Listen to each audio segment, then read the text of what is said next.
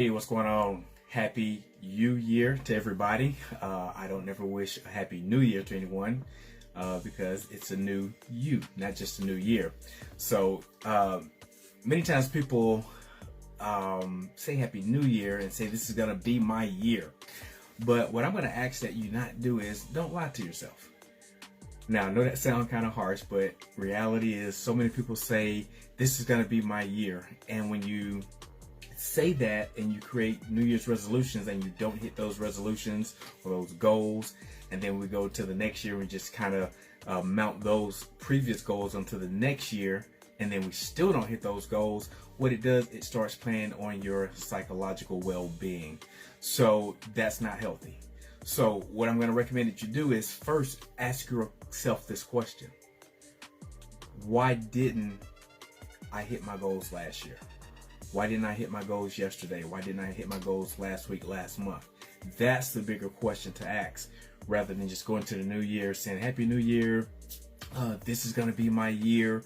But in fact, we have to put a strategy in place. We have to first go back and figure out what caused the problem. So again, we can put a Band-Aid on the problem, or we can find out what's causing the illness, the ailment, the lack of not being able to hit that goal. So I hear a lot of people at the end of the year, they always wish away the existing year as it's about to close out. So it's like good riddance to 2022 and so long 2022. But let's pump the brakes for a minute. Let's examine that.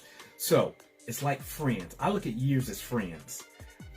I just don't have bad years because I take a look at everything that's in that year that's going to be beneficial, and I learn from it. So again, it's like a friend. Does December 31st dictate your friendship? Does it mean that I'm going to get rid of all these friends, never to see you again? So it's the same thing with every year. Every year is still a friend to me. I take what I learned from that year and extrapolate that knowledge into the following year, and then I learn, I grow from it. That's how you hit your so-called resolutions. That's how you reach your goals. So you can't just say that good riddance, it's nothing that I learned from that experience, whether good or bad.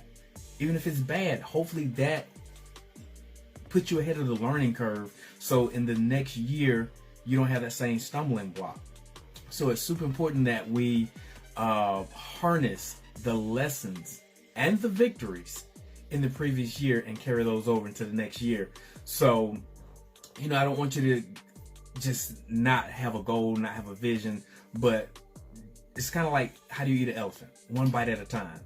So let's pick reasonable goals that we can hit, mile markers that's going to create us to stretch. We need a goal that's going to make us stretch. Don't just pick something, a low-hanging fruit that you're definitely going to hit that goal.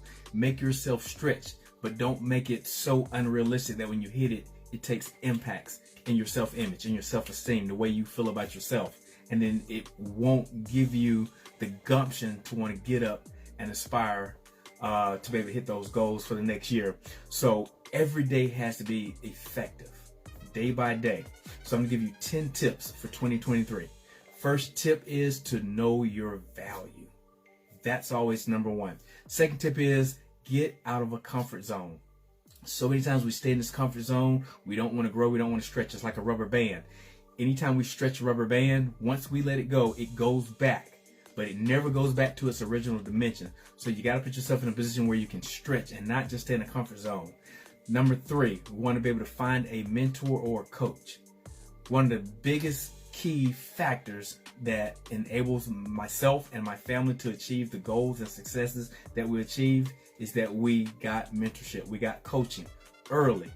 Because here's the deal. You don't want to keep trying to figure things out over and over and over on your own. I'd rather learn from someone else's experience, which becomes my learning curve at the expense of their time expenditure.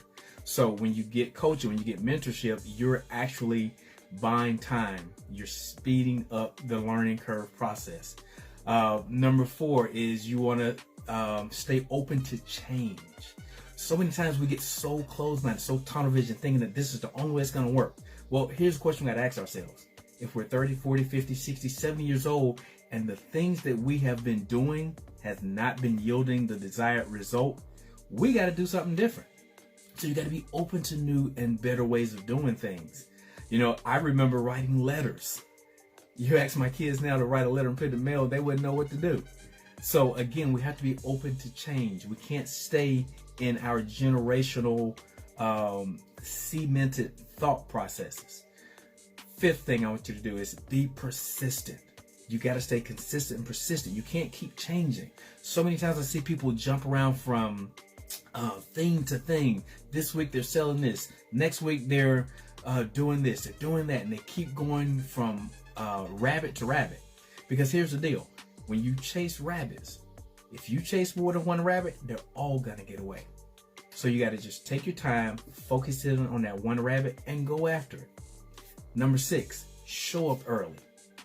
Show up early. I'm an Air Force guy. Tara's a Navy girl. To us, 15 minutes early is on time. If you're on time, you're late. Any of you people that have been in the military, you know that saying. But you got to show up. You got to show up early.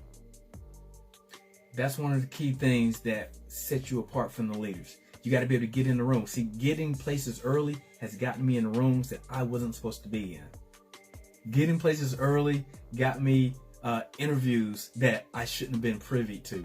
So you got to position yourself to put yourself in a position to win. Number 7, you want to avoid gossip.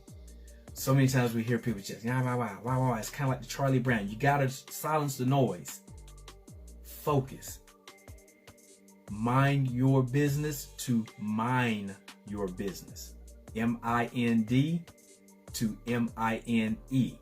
You got to be able to mind your own business to mine your own business. Don't get caught up in the gossip. Don't get caught up in the he say, she say. People ask Tara and I, well, what are your thoughts about this? What are your thoughts about Kanye? What's your thoughts about this? We don't have thoughts about it because it does nothing to improve or increase our network or our net worth. So you got to put yourself in a position where you got to avoid all the gossip.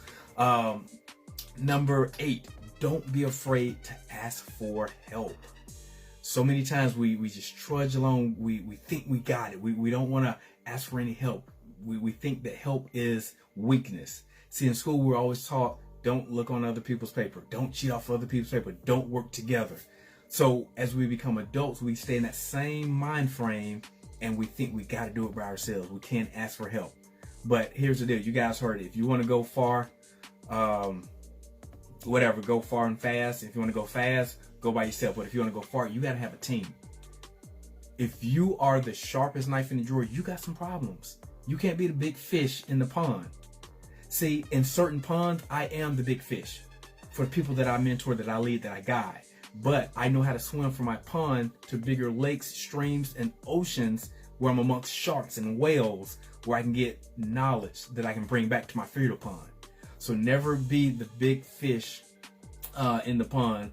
Otherwise, you're going to be a guppy in reality. So that's one of the key things you want to do. Number 9 is you want to be able to build relationships. I cannot tell you, this is far more valuable than any cash that you have in any account. You got to have relational capital because relationships extend far beyond what money can do for you. Relationships will get you the money that you need. If you just focus on relationships, the money will come. I promise you that. I promise you. So you got to get it in the rooms with relationships. So again, it's kind of like I was saying, how I look at 2022 as my friend. I'm not going to destroy that relationship. I'm going to go back. I'm going to see, what did you learn in March? What did you learn in June? Or what about November? What happened in November? What can you learn that you can use moving forward in 2023 and beyond as a friend, as a relationship? I build relationships with every year that has passed. And number 10, always be in the learning mode. You gotta be in the learning mode. Look, behind me, I got books. I got books over here. I got books down there. I got books on my desk. When I move my candy, I got books over here. I have books all around me. I've written 36 books. You gotta stay in the learning mode. You can't think that the stuff you learned 10 years ago is gonna last you moving into the future. You got to be open to new ideas. You got to learn new stuff. You got to learn new and faster ways of doing things. You got to buy that speed and that time. That's how you're going to get both time and money freedoms, so that every day is a Saturday. You don't have to wish away 5 whole days, Monday through Friday, just to get to the weekend to only enjoy a day and a half. Because Saturday is when you're going to run around and catch up on all things that you didn't do all week. It's like you just got out out of jail, and you're trying to accomplish all these things, and then Sunday you only have half a day because half of the day, the second half, you're worried about getting ready to go back to work on Monday. So you wish away 5 whole days just to enjoy a day and a half. What is that about? Let every day be a Saturday. When you have both time and money freedoms, every day become a Saturday. Today is Saturday number 1 for my family and I. Tomorrow will be Saturday number 2, and subsequently. So live your life on purpose. Live your life out loud. Make 2023 be powerful. Don't just say Happy New Year. Make it a Happy New You. All right, guys. That's my opening message for Q1 of 2023. I hope that you achieve all the dreams and goals that you set forth for you and your family for this year. But again, don't compartmentalize and just think of it just being a new year. It's just another day. It's just a day extended from December 31st. So continue the journey, continue working hard, diligently. Ask for wisdom, courage, knowledge, and understanding in all things that you do, and you will achieve your goals. All right, guys, I'm Dr. Sean J. Harris. Make impact.